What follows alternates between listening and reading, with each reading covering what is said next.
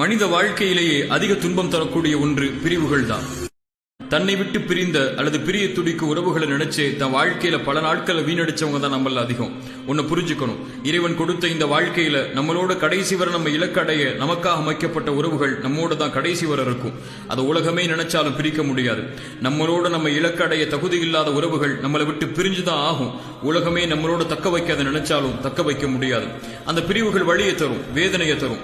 மனசுக்கு சொல்லிக் கொடுக்க வேண்டிய விஷயம் ஒண்ணுதான், உன்னோடு இருக்க தகுதி இல்லாத உறவுகள் உன்னோடு ஒருபோதும் இருக்காது. அந்த உறவுகளுக்கு தைரியமா விடை கொடு. தகுதி இல்லாதது உன்னை விட்டு நீங்கினாதான் தகுதி உடையது உன்னை வந்து சேரும்.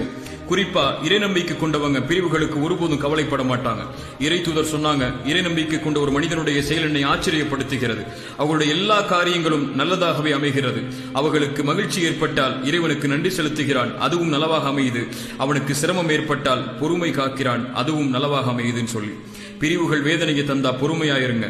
நம்மளோட நமக்காக அமைக்கப்பட்ட உறவுகள் நம்மளோட கடைசி வரை இருக்குங்கிற நம்பிக்கையோட